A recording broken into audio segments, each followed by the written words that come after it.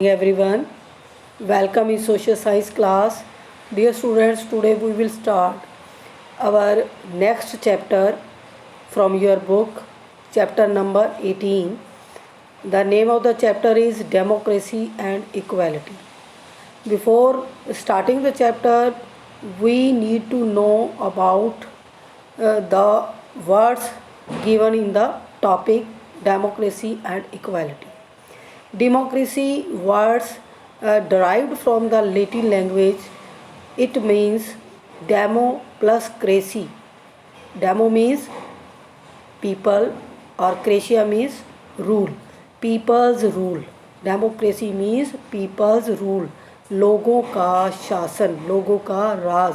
And equality means equal, समान, समानता. So we know more about in this chapter. Let's start the reading of this chapter. Let's begin. On 15th August 1947, India became an independent country. We all know we got freedom on 15 August 1947, and we got freedom from foreign domination. Domination means rule of nearly 200 years. 200 years लगभग जो है हम किसके गुलाम रहे हैं बेटा? Foreign domination, British rule जो है उन्होंने हमारे कंट्री के ऊपर कंट्रोल किया और 200 इयर्स तक हम उनके अंडर कंट्रोल रहे और lastly we got freedom on 15 August 1947. Then there was an urgent need to frame our own constitution. जब हमें आज़ादी मिली तो हमें सबसे ज़्यादा ज़रूरत पड़ी कि हम अपनी कंट्री के लिए एक कॉन्स्टिट्यूशन रेडी करें. Constitution means a documents that lays down the framework, political structures and the power and duties of the government. ऐसा कॉन्स्टिट्यूशन तैयार करें बेटा, फ्रेम करें.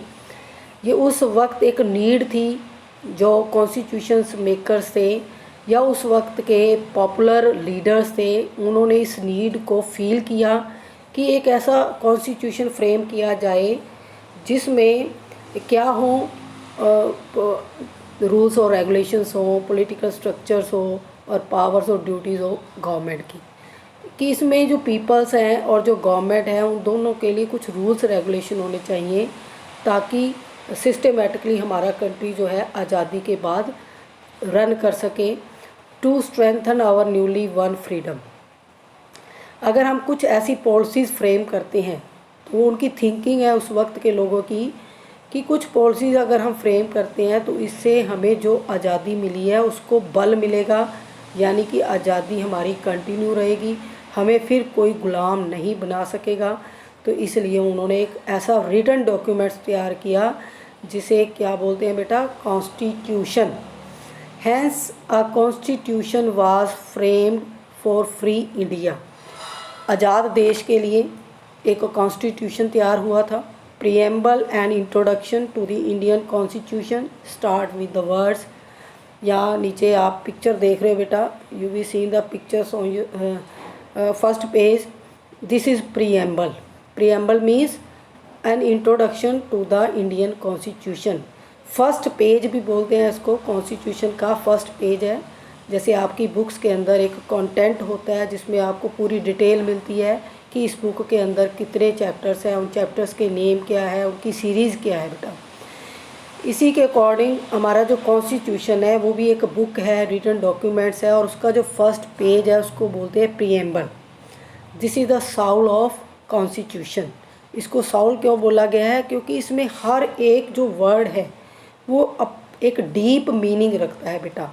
तो हम इसको देखते हैं इसके अंदर क्या लिखा गया है. यहाँ क्लियर नहीं है, आप सभी अपनी बुक में देख सकते हो बेटा. We the people of India having solemnly resolved to constitute India into a. कि हम भारत के लोग हैं और भारत को क्या देखते हैं कि इसके अंदर क्या होना चाहिए? सॉवरियन, सोशलिस्ट, सेकुलर, डेमोक्रेटिक, रिपब्लिक. इन सब टर्म्स के अपने मीनिंग है, तो शॉर्ट में आपको मैं बताती हूँ। सॉवरेन मीन्स क्या होता है कि we are independent and we have our flags, we are free to take decision internal और एक्सटर्नल। ठीक है, सॉवरेन मीन्स कि हम आज़ाद हैं, हम अपने डिसीजंस चाहे वो अपने कंट्री के हों या कंट्री से बाहर के हों, तो वी आर फ्री।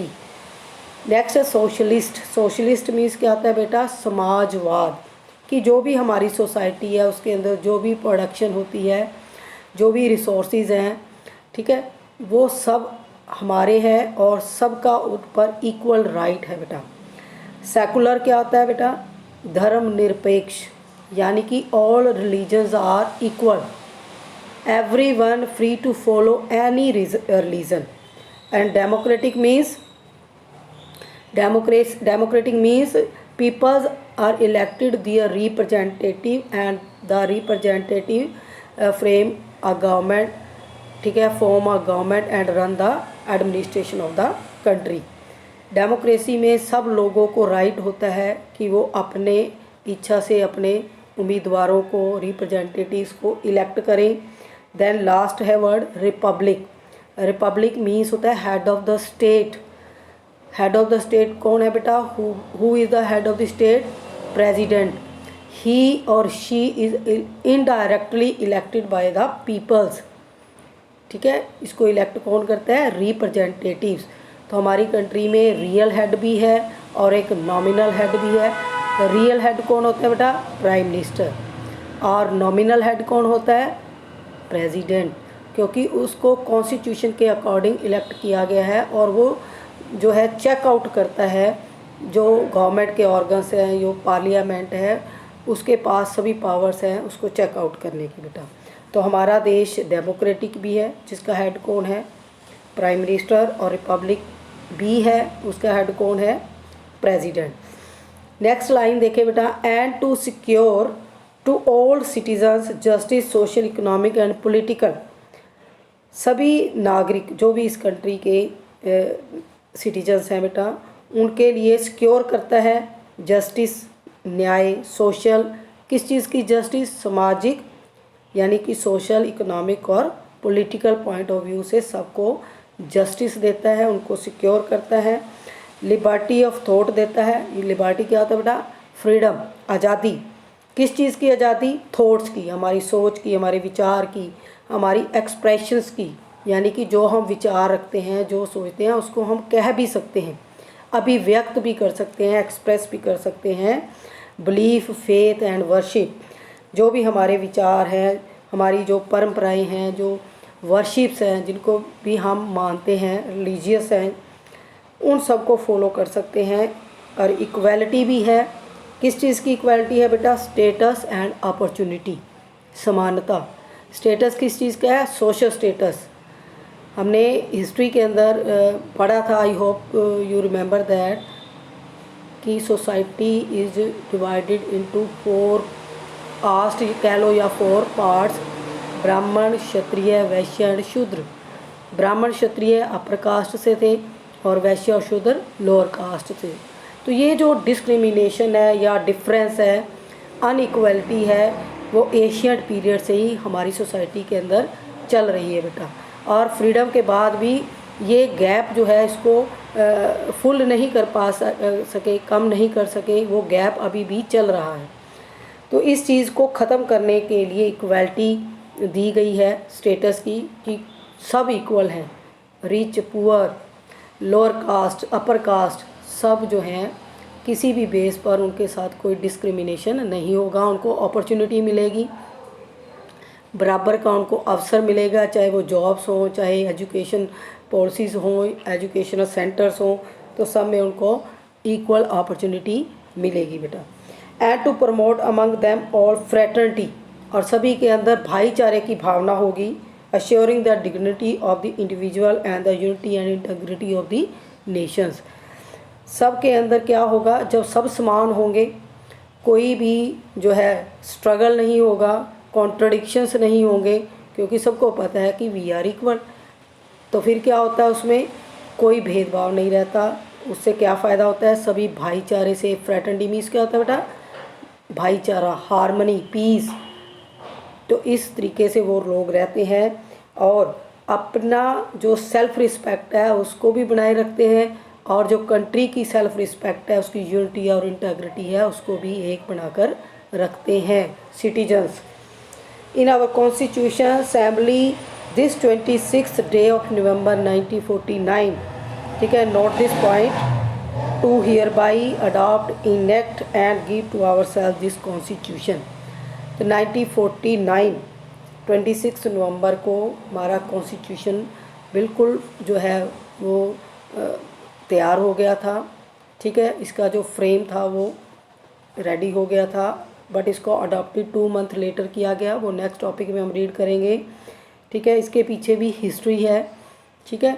तो 26 नवंबर को 1949 को हमारा कॉन्स्टिट्यूशन बिल्कुल तैयार हो गया था, लेकिन इसको 2 महीने बाद अडॉप्ट किया गया, ठीक है, लागू किया गया। कब लागू किया गया इसको भी अंडरलाइन करेंगे आप। The constitution of India came into effect on 26 जनवरी 1950। 1950 से इसके ऊपर जो है कंट्री के अंदर इसके अकॉर्डिंग कॉन्स्टिट्यूशन के काम होने लगा। गवर्नमेंट फर्स्ट इलेक्शन हुआ लोकसभा का, ठीक है, और फिर गवर्नमेंट बनी जिसके फर्स्ट जो है प्राइम मिनिस्टर जवाहरलाल नेहरू और प्रेसिडेंट जो थे राजेंद्र प्रसाद बने। यानी कि जो कॉन्स्टिट्यूशन लगभग इसको तैयार होने में 2 इयर्स 11 मंथ्स और 18 डेज़ का टाइम लगा था। इतना लंबा टाइम लगने के बाद और बेस्ट कॉन्स्टिट्यूशन बना हमारी कंट्री का और उसे लागू किया गया 26 जनवरी 1950।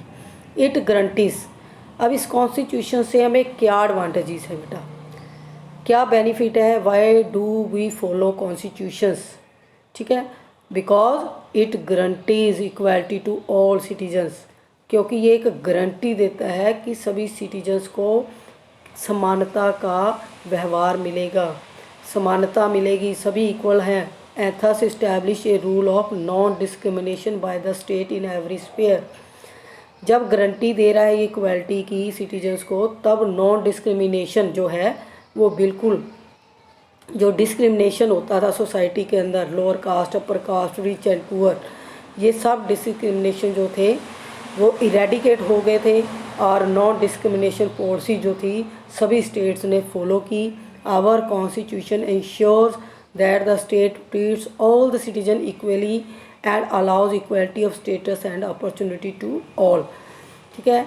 We already understand this line कि स्टेट जो है सभी सिटीजन्स के साथ इक्वली जो है वो क्या करेगा बेटा, इक्वली उसे जो है बिहेवियर करेगा, ट्रीट करेगा और इक्वल स्टेटस देगा उनको सोसाइटी के अंदर, अपॉर्चुनिटीज़ देगा बेटा।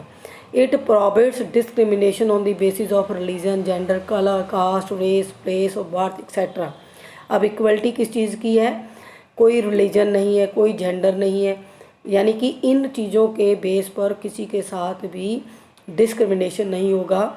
कौन सी बेसिस है, रिलीजन है, धर्म है, जेंडर, जेंडर मीन्स क्या होता है मेल और फीमेल, कलर है, रंग है, काला गोरा जो भी है, नस्ल, कास्ट, जाति, प्लेस ऑफ बर्थ और जन्म के हिसाब से बेटा।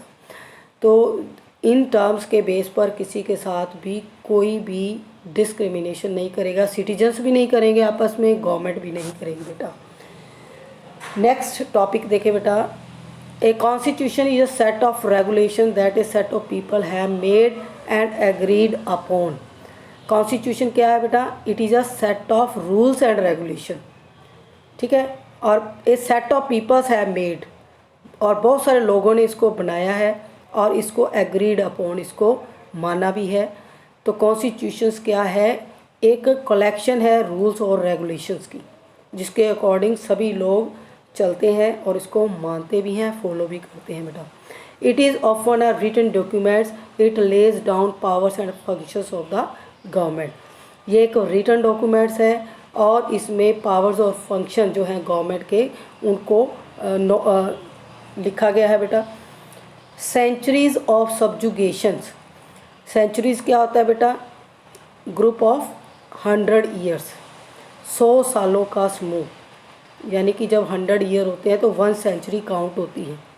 अभी कौन सी सेंचुरी चल रही है बेटा, 21st सेंचुरी, 21st सेंचुरी चल रही है ना। 2021, यानी कि 2000 ईयर्स कंप्लीट हो गए हैं। तो जो ऊपर के 21 है वो किस में काउंट होंगे? 21st सेंचुरी बेटा। लेकिन ये बात कर रहे हैं सेंचुरीज ऑफ सब्जुगेशन, मतलब सैकड़ों साल तक हमारा देश क्या रहा? गुलाम। पहले हम ब्रिटिश के गुलाम थे, ठीक है। उससे पहले किसने हमारे ऊपर रूल किया? मुगल्स ने। उनसे पहले सल्तनत ने, और उससे पहले जो मुस्लिम थे उन्होंने।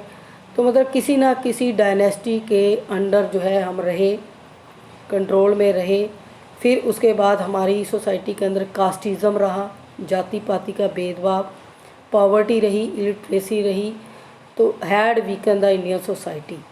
तो ये लंबे समय से जो कमियां हमारी समाज के अंदर थी, उसकी वजह से क्या हुआ? हमारा समाज, हमारे समाज की सोच वो क्या हो गई थी? कमज़ोर हो गई थी। रूढ़िवादी थे, परंपरागत थे, पुरानी सोच के लोग थे, क्योंकि लंबे समय से हम कौन सी लाइफ स्पेंड कर रहे थे, यानी कि हमारे जो एंसेस्टर्स थे, पूर्वज थे, वो दास्ता में रह रहे थे। उन्होंने कभी कुछ ऐसी मॉडर्नाइजेशन नहीं देखी। जो आदिकाल से, एशियन पीरियड से चला आ रहा था, उसको ही लोग कंटिन्यू कर रहे थे। और हमारे समाज में ये कमियां भी थी, poverty, illiteracy, casteism. Our constitution framers wanted to eradicate the discrimination that had divided the Indian society on the lines of religion, caste and economic status by ensuring the upliftment of all. तो हमारे constitution जो framers थे वो क्या चाहते थे? Discrimination को ख़त्म करना चाहते थे। इरेडिकेट क्या था बेटा? रिमूव करना, फिनिश, जड़ से उखाड़ देना। दैट हैड डिवाइडेड, तो जो डिस्क्रिमिनेशन का जो ट्रेंड था हमारी सोसाइटी के अंदर, भेदभाव था, उसको ख़त्म करने की कोशिश की, क्योंकि उसी से हमारी सोसाइटी जो है डिवाइड होती थी। किस बेस पर? On the basis of religion, caste, economic status. तो अब इनको जो है ख़त्म करने के लिए, इरेडिकेट करने के लिए क्या स्टेप उठाए गए? दे जो कॉन्स्टिट्यूशनल जो फ्रेमर्स से, they ensures the upliftment of all by giving the reservation policies specially of those who had been exploited. उन पर्सनस के लिए, उन सिटीजन्स के लिए जो सोसाइटी के अंदर वैश्य और शूद्र कम्युनिटी से आते थे, और उनको किस नाम से अब जो है बोला जाता है? Schedule caste and schedule tribes. Specially उन लोगों के को इक्वालिटी और सोशल स्टेटस और अपॉर्चुनिटी देने के लिए जो कॉन्स्टिट्यूशन फ्रेमर्स थे, उन्होंने डिसीजंस लिए कि उनको क्या दिया जाए? रिजर्वेशन दी जाए, ताकि वो लोग भी बाकी जो सोसाइटी के लोग हैं उनके इक्वली अपनी लाइफ को स्पेंड कर सके बेटा। Hence India has opted for secularism. India ने क्या ऑप्ट किया है, क्या अडॉप्ट किया है बेटा? सेकुलरिज्म, यानी कि नॉन रिलीजियस पॉलिसी को। Where everyone is free to follow the religion of one's choice and the state doesn't have a religion of its own. ऐसी सोसाइटी जिसमें सभी रिलीजन जो हैं, ऑल रिलीजन्स आर इक्वल, ठीक है, और everyone is free to follow their religion of one's choice, और interfere नहीं करेगा स्टेट, क्योंकि स्टेट का अपना कोई रिलीजन नहीं होगा बेटा। मीन्स कि राज्य या गवर्नमेंट है, जो भी हमारी गवर्नमेंट बनती है, उनके अपने पर्सनल जो रिलीजन्स हैं उनको वो दूसरों के ऊपर नहीं थोपेंगे, ठीक है। सभी रिलीजियस जो पर्सन्स हैं वो फ्री हैं टू फॉलो, प्रोपोगेट करने के लिए अपने रिलीजन को। Indian constitution aims to establish a social order where identification of a person is not on the basis of religion that he she follow, और कास्ट ही शी बिलोंग्स। कोई भी किसी भी कास्ट का है, ठीक है, किसी को भी वो फॉलो करता है, किसी भी रिलीजन को जो है मानता है, ठीक है, और या व्हाट ही और शी इज़ और what he she has made himself to, यानी कि उनकी अपनी फुल्ली चॉइस है कि वो क्या करना चाहते हैं, क्या बनना चाहते हैं, क्या प्रोपोगेट करना चाहते हैं, किस रिलीजन को मानना चाहते हैं। तो वो फुल्ली जो है फ्री हैं, उनकी कोई इस बेस पर आइडेंटिफिकेशन सोसाइटी के अंदर नहीं होंगी, ठीक है। नेक्स्ट देखें, डू यू नो में ये एक स्पीच है बेटा, जब कॉन्स्टिट्यूशन को अडॉप्ट किया गया, जो फ्रेमर्स थे जिसमें डॉक्टर बी.आर. अम्बेडकर जो थे ड्राफ्टिंग कमेटी के हेड थे, यानी कि जिन्होंने इसका प्रारूप तैयार किया, इसका डॉक्यूमेंट रेडी किया कि क्या क्या मतलब इसके अंदर होना चाहिए। तो इनकी एक कमेटी बनी थी जिसके हेड थे डॉक्टर बी.आर. अम्बेडकर। उनकी फर्स्ट स्पीच है, इसको आपने रीड करना है, ठीक है। अगर क्लियर नहीं होता तो मेरे से आप डिस्कस कर सकते हो डाउट क्लास में बेटा। In class 6 we have read that in a democracy everyone is equal. 6th class में भी हमने ये टॉपिक रीड किया था डेमोक्रेसी का। हमने उसमें क्या रीड किया था, everyone is equal. Our constitution has granted universal adult franchise. हमारा कॉन्स्टिट्यूशन जो है क्या गारंटी देता है कि जो भी सिटीजन्स इस कंट्री के अंदर रह रहे हैं उनको क्या मिलेगा, universal adult franchise. Universals means क्या होता है बेटा, सभी लोग। अडल्ट्स क्या होते हैं, जो 18 साल और उससे अबव एज के हैं। और फ्रेंचाइज क्या होता है, राइट टू वोट, यानी कि अपना वोट देने का अधिकार। तो यूनिवर्सल अडल्ट फ्रेंचाइज क्या होता है, सार्वभौमिक वयस्क मताधिकार, mean right to vote to everyone who is above 18 years without any discrimination of caste, color, religion, reason और लैंग्वेज। रीज़न क्या होता है बेटा, एरिया। तो एक ही कंडीशन जो है रखी गई कि इस कंट्री के सिटीजन होंगे और उनकी एज 18 और उससे अबव होगी, तो they have the right to vote and choose their representative it's own choice बेटा, ठीक है। Constitution framer most Indians were illiterate and poor at that time. अब ऐसा जो करेजियस स्टेप था, 1 man 1 vote and universal adult franchise, इसको framers ने, यानी जिन्होंने कॉन्स्टिट्यूट को फ्रेम किया था, बनाया था, उन्होंने इस चीज़ को महसूस किया कि जो इंडियंस हैं वो मोस्टली उस वक्त इलिटरेट थे, अनपढ़ थे, गरीब थे। तो उन्होंने ये वाला जो रास्ता था चुना ताकि सबकी पार्टिसिपेशन, इक्वल पार्टिसिपेशन हो to choose the government. People of India cast their votes and elect their representative for a fix period. अब क्या राइट मिला उनको इस अडल्ट फ्रेंचाइज से कि वो किसी भी जो है कास्ट मीन्स क्या होता है, वोट डालना, कि वोट डाल सकते हैं, अपने रिप्रेजेंटेटिव एक फ़िक्स टाइम पीरियड के लिए चुन सकते हैं। फ़िक्स टाइम पीरियड क्या है, 5 ईयर्स। और रिप्रेजेंटेटिव रन द गवर्नमेंट, फिर वो रिप्रेजेंटेटिव जो इलेक्ट हुए हैं सिटीजन्स के द्वारा, वो क्या करेंगे, run the government according to the wishes of the people. लोगों के अकॉर्डिंग वो क्या करेंगे, रन द गवर्नमेंट, सरकार चलाएंगे। If the elected representative do not do so, अगर वो elected representative according to the wishes of the people run नहीं कर रहे पॉलिसीज़, देन क्या होगा, peoples do not vote for them in the next election. People also keep a close watch on the activities. लोगों को ये भी right है, ठीक है, वो क्या करते हैं, जो भी रिप्रेजेंटेटिव्स हैं या गवर्नमेंट्स के मेंबर्स हैं, वो अकॉर्डिंग टू कॉन्स्टिट्यूशन काम कर रहे हैं या according to the will of the peoples काम कर रहे हैं, ठीक है। तो उनके पास ये भी राइट है। और ये राइट किसके थ्रू आता है बेटा, मीडिया।